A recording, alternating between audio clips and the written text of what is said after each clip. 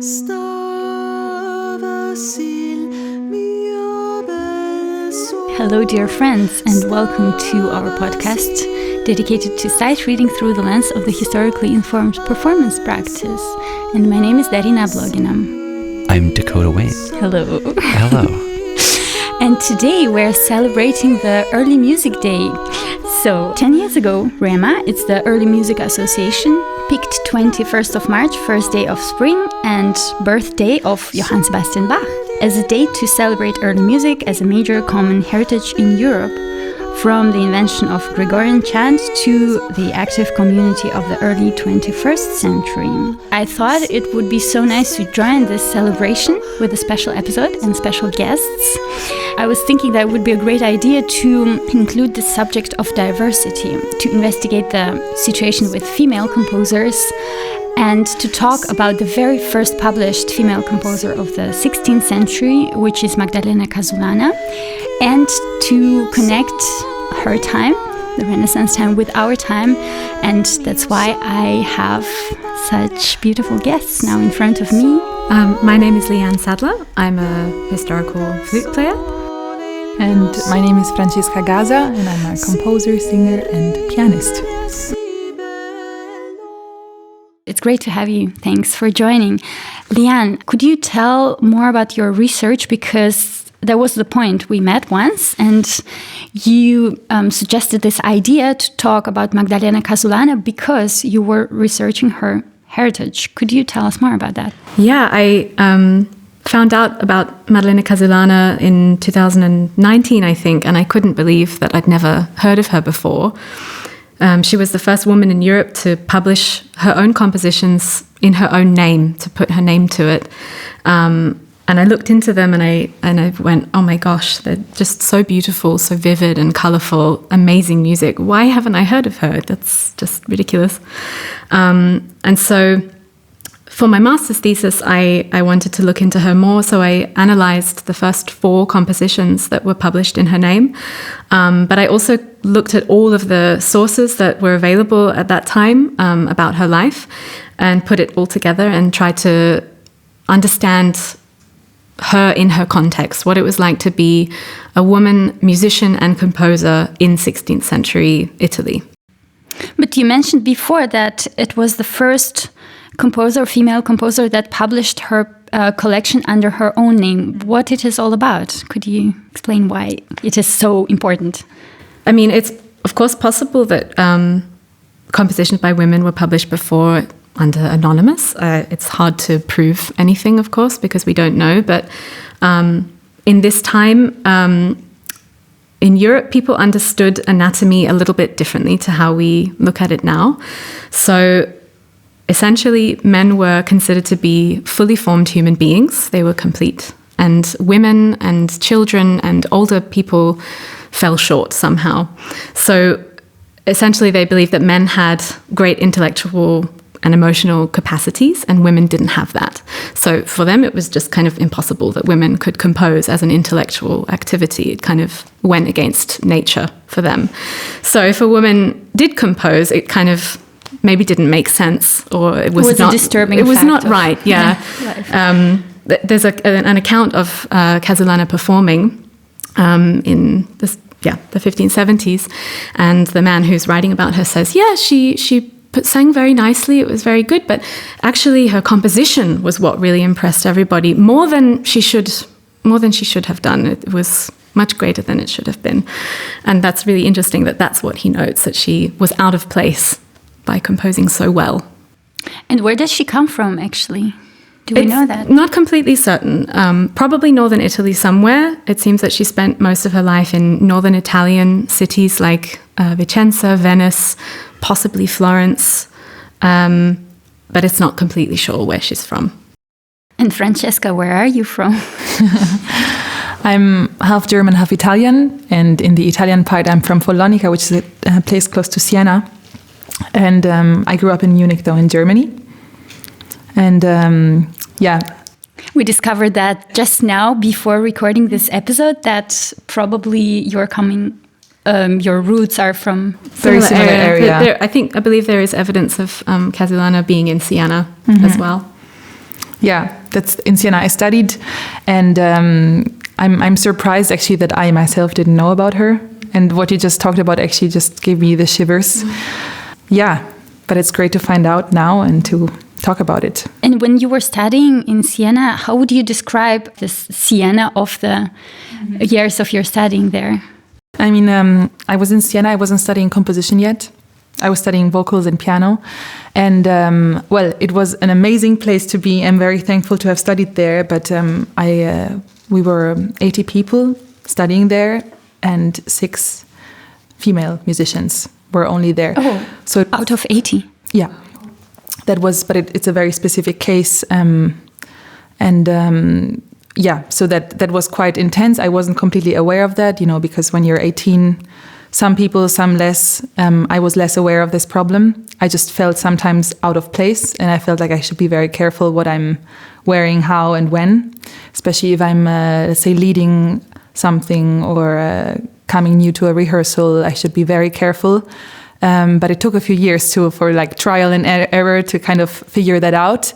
And in that regard, if that's what we're talking about, coming to Basel was a very huge refreshment. It's just sometimes crazy to see that some things definitely improved, but there is still so much more to do. And when I now work with ensembles that I don't know, I'm extremely careful that I'm dressed not too feminine, and that I show, black and white and maybe some gray, try to look tough. And then if I see that I can actually, get in touch with the musicians, especially like if I have to help the conductor or co-conduct, it needs a lot of vulnerability. And only then I can see, okay, well, how are the musicians reacting? Is this a safe place? And then it's wonderful.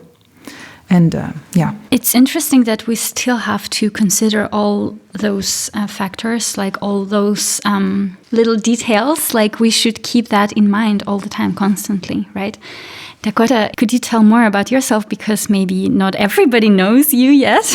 Okay, well, maybe I'm the outside perspective here. I'm not an early music specialist, and I'm also not a woman, so... But you're a composer. I'm a composer. So in this case, I am the insider, so I'm kind of...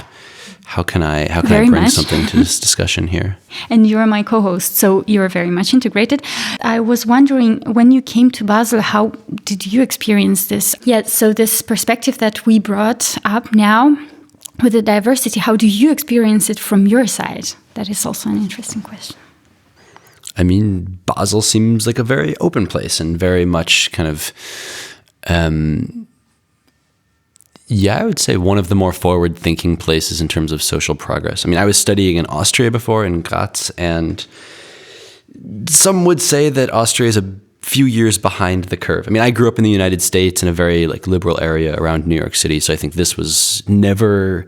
of course, I never experienced any kind of discrimination in this regard, of course, but it was quite forward-thinking. So for me, Basel seems where things should be, where we are going forwards. And I don't know, your story about Siena, I'm kind of scratching my head and thinking time really runs differently in different places across the urban divides.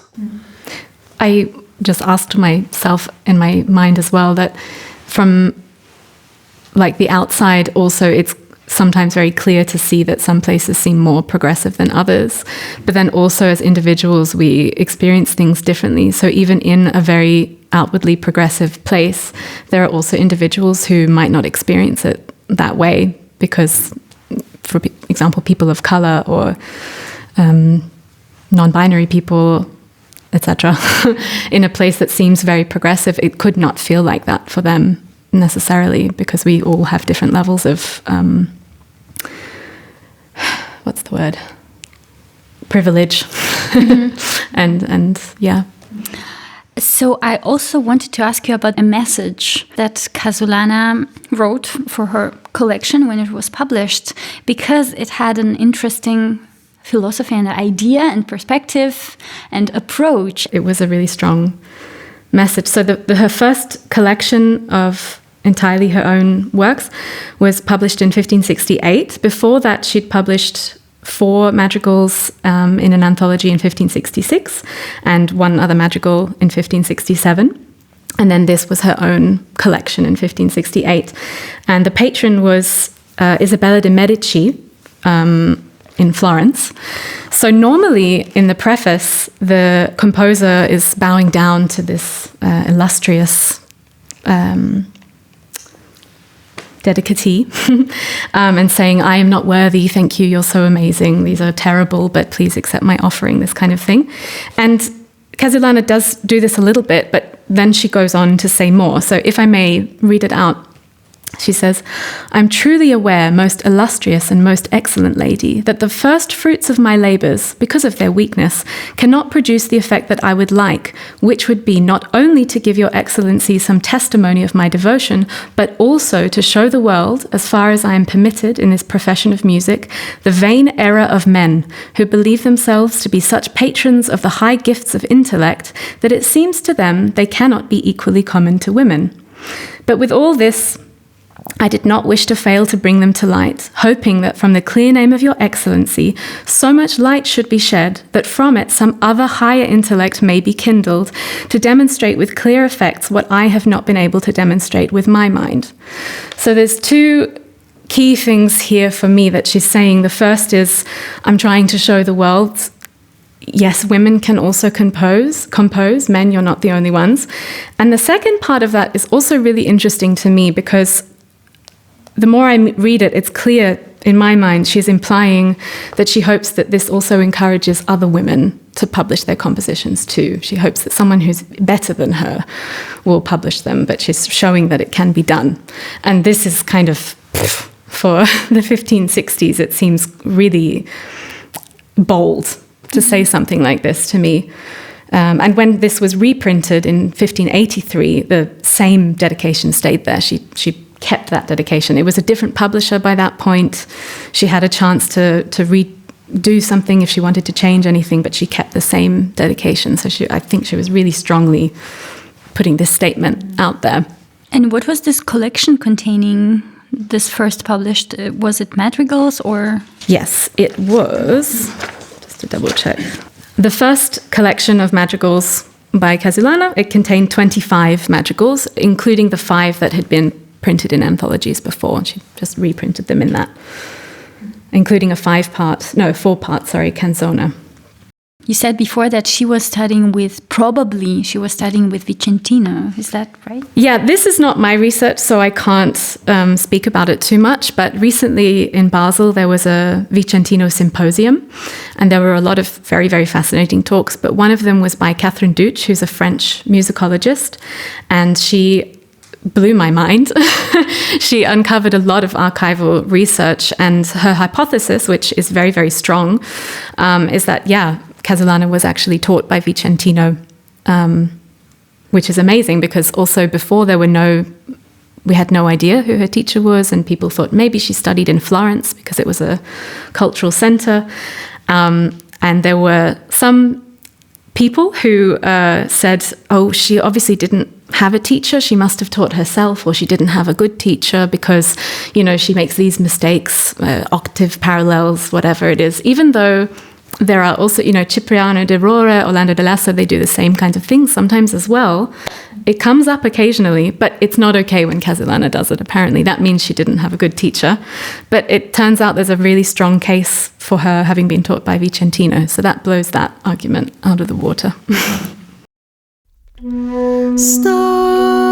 Stavasil mio bel sol, stavasil mio bel sol, al sol assiso, chi per altri non trova, e l'una e l'altra prova. Sol del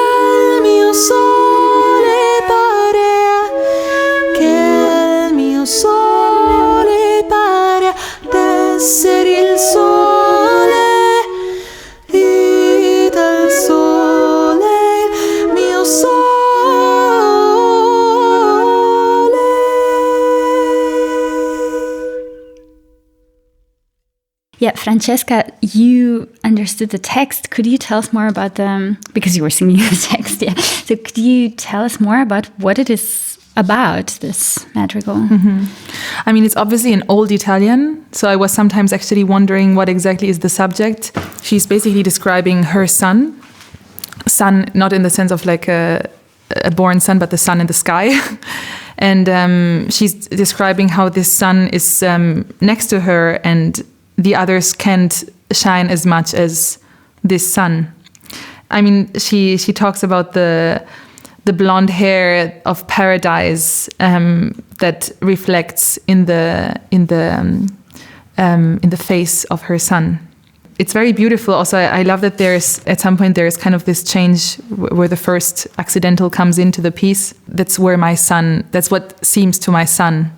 And I find it really beautiful that there's this opening up. There's like these two moments where it basically feels like the music is shining and then it goes back to kind of, yeah, so that was, I didn't know this piece and I really enjoyed practicing it and reading it.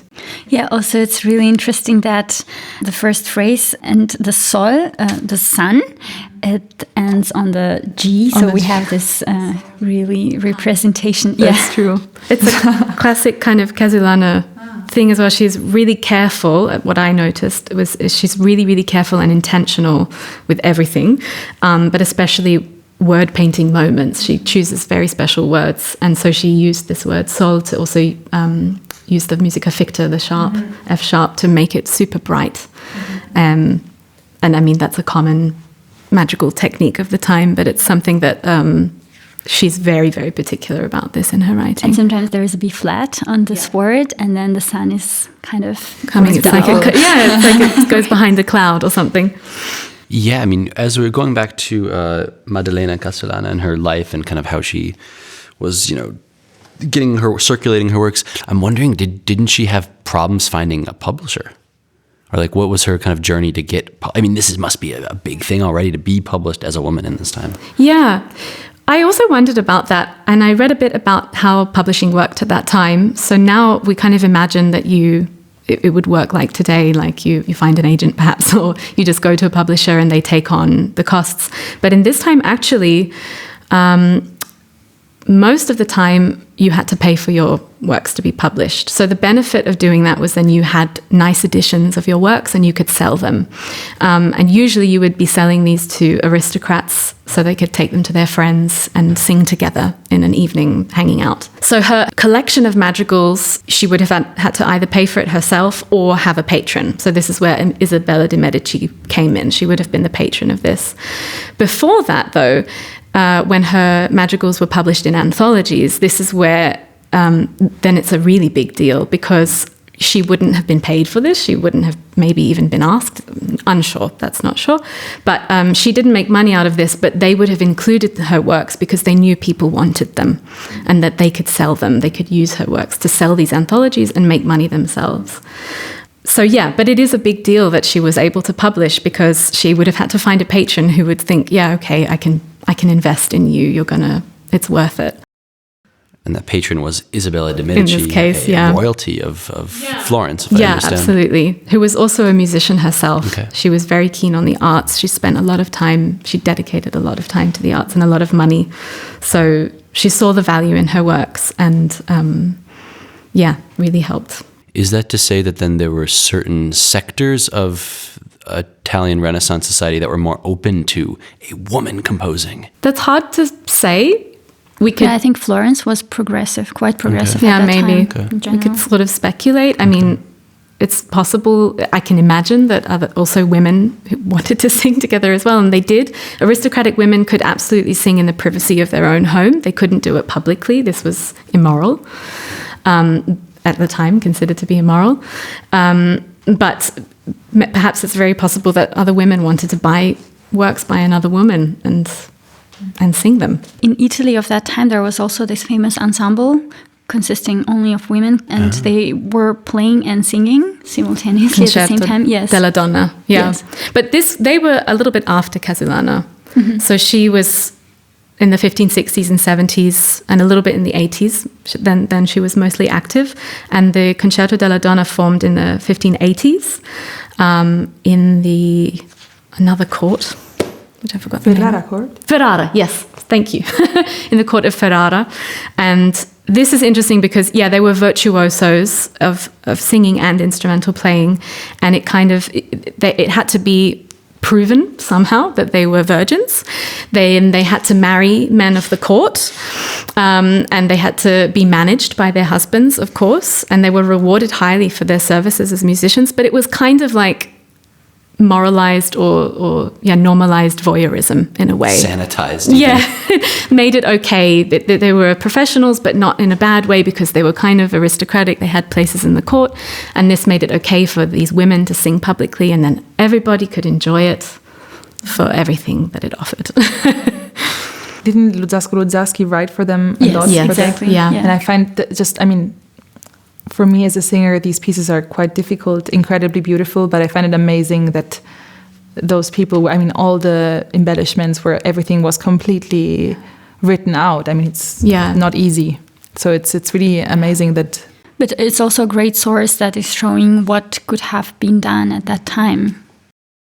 I think I also didn't mention that, as nowadays, I think it's the same, female performers were highly, highly sexualized, hypersexualized by society.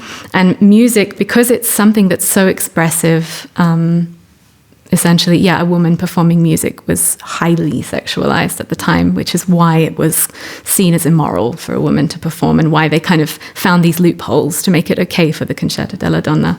And Casulana was there were many female musicians in the 16th century who often they played the lute and accompanied themselves while singing and performed in many salons and academies around Italy. And they were, again, sort of exceptions, but still very much sexualized.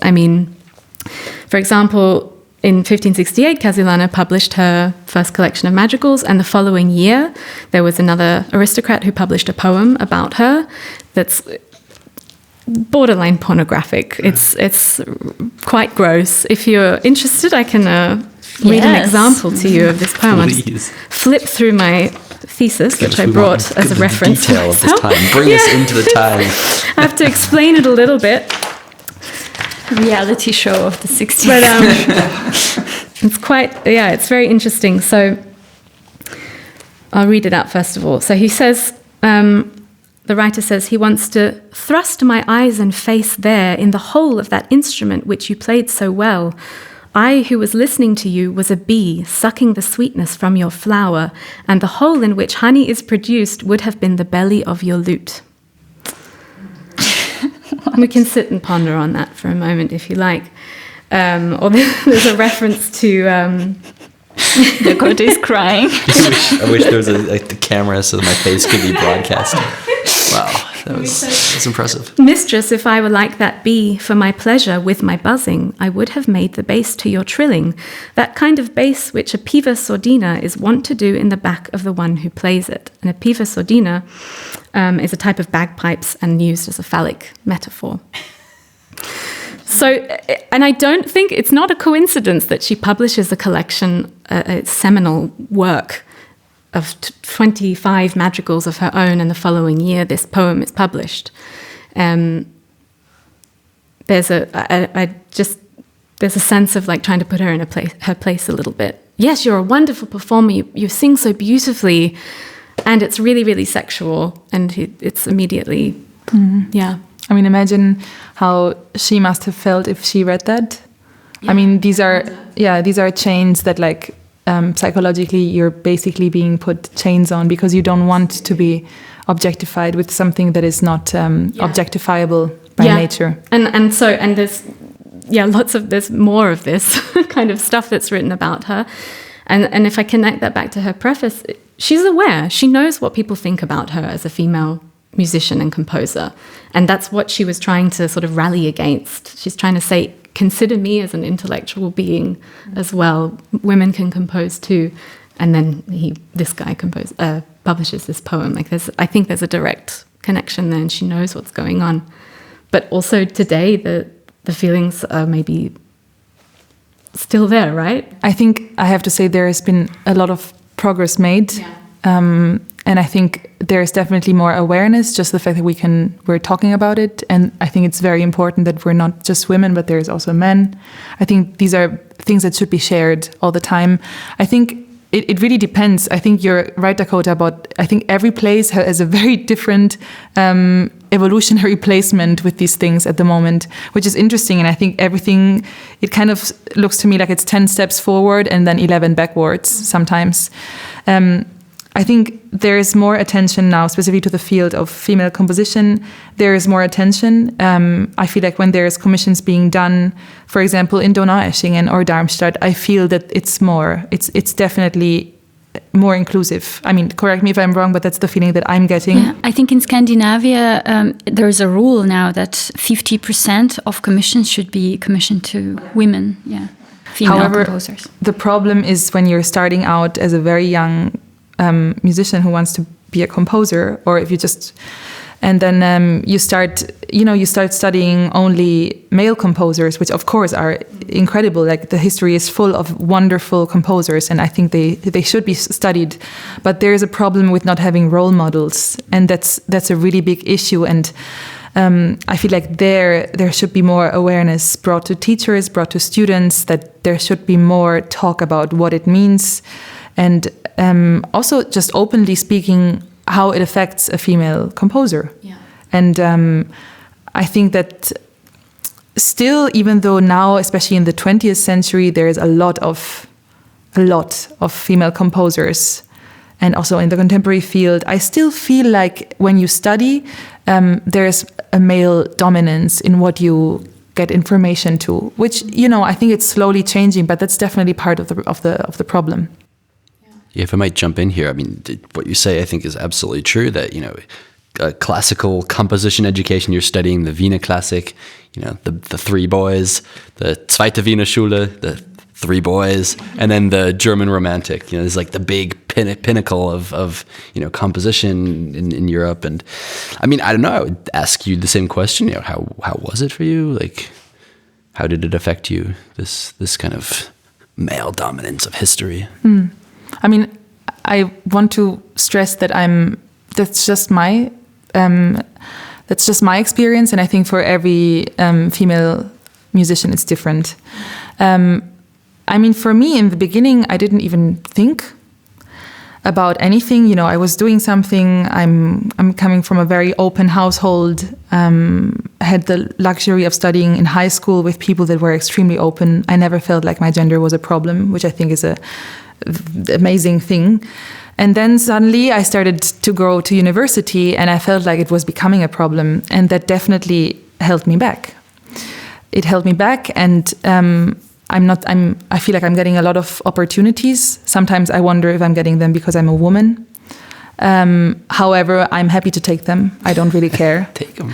Yeah, absolutely. I mean, if I can be a role model for some of the next generations, I'm happy to be part of the quota. Honestly, it took me a moment to be okay with it. It's sad, but it's this step needs to be done.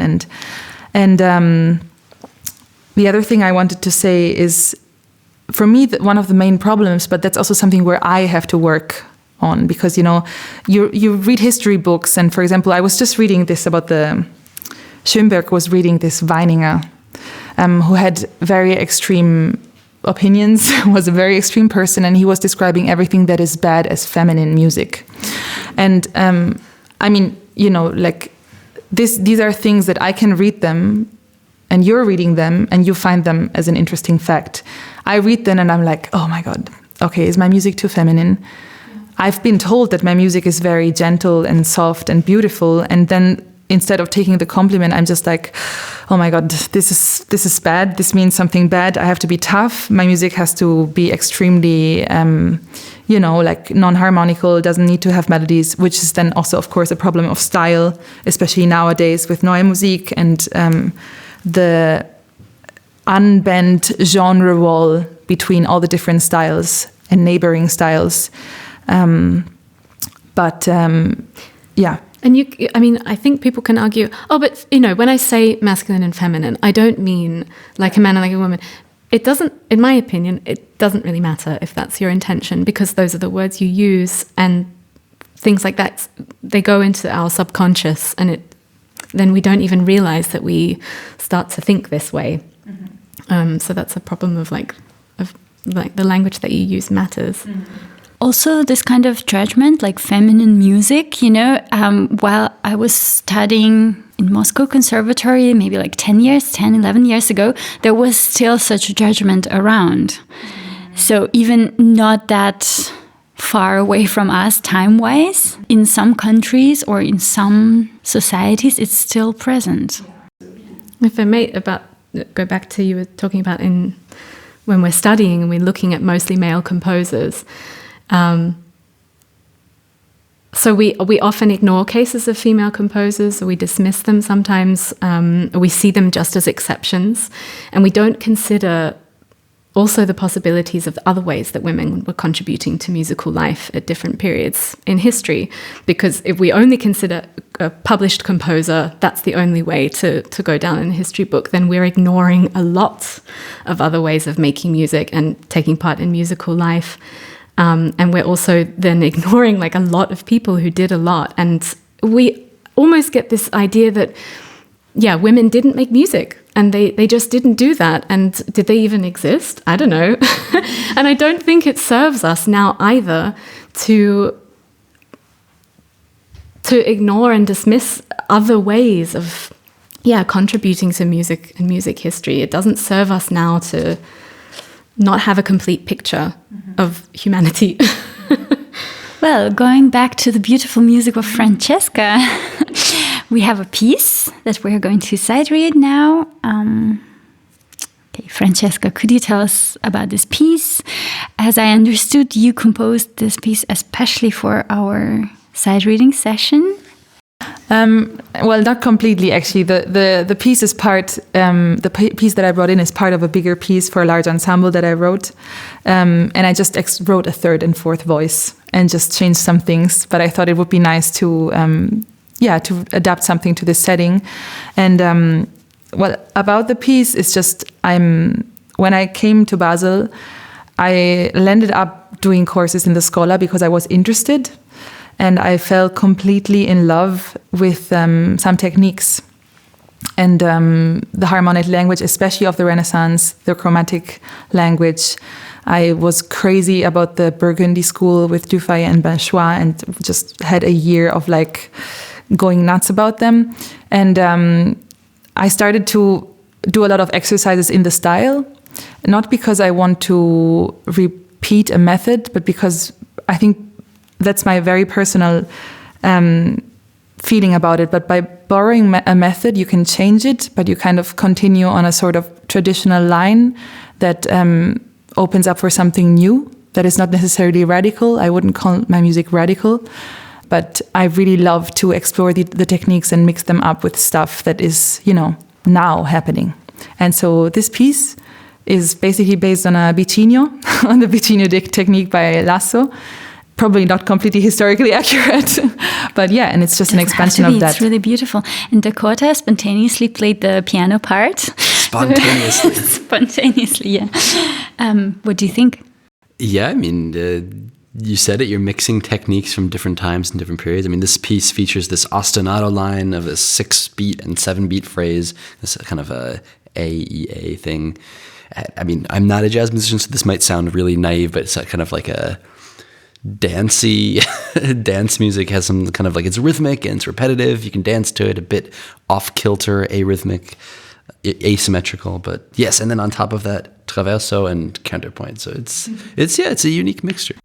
Oh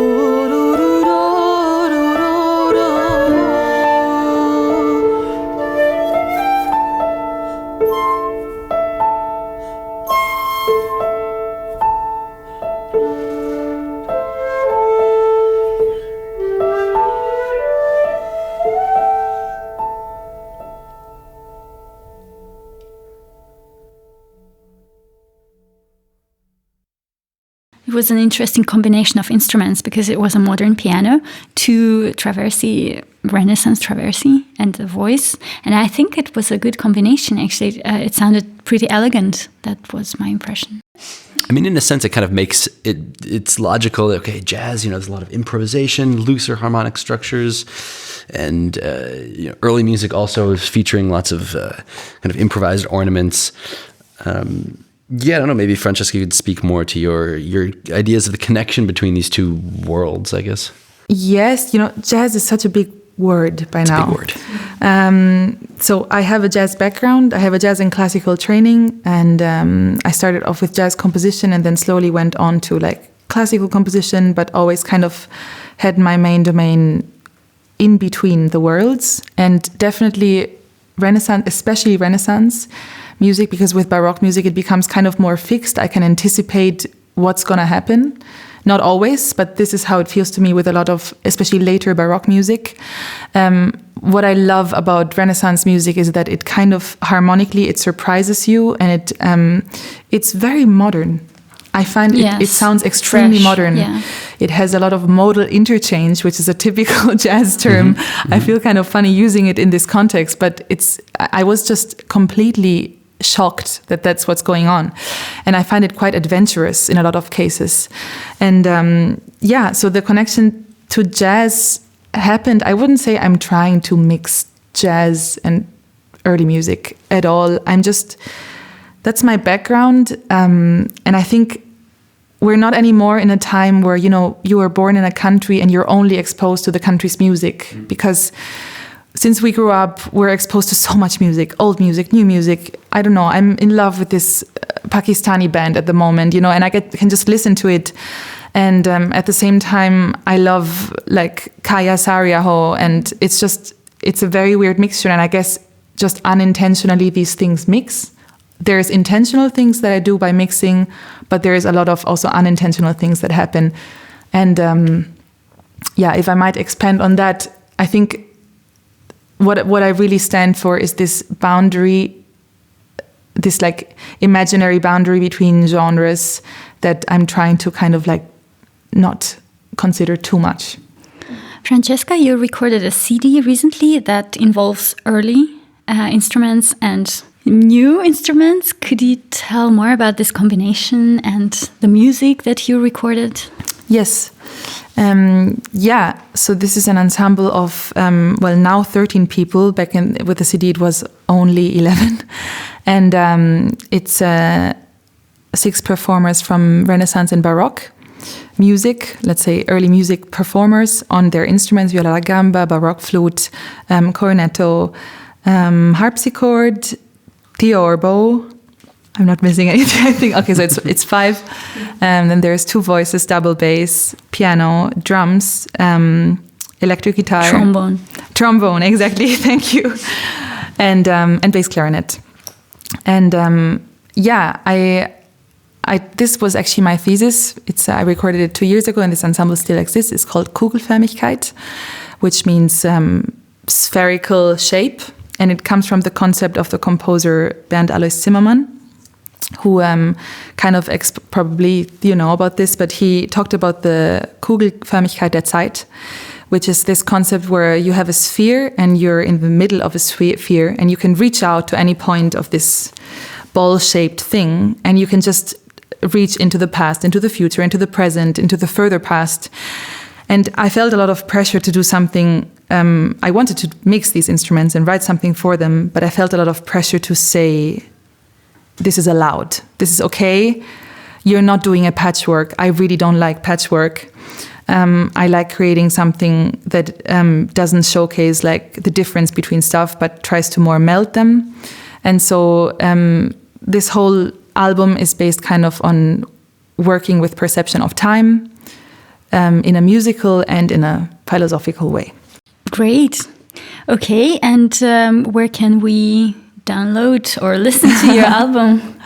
The album is on all streaming platforms. Nice. We'll put a link to it. Apple Music? Apple Music also, nice. Yeah. I'll listen. Okay, what a beautiful conversation. I don't want to stop, but we have to. Thank you so much. Thank you so for this much. great experience and beautiful team of people. Thank you so much for having me. Thanks. Thank you. Have a happy early music day. Happy early music day. Bye. Bye.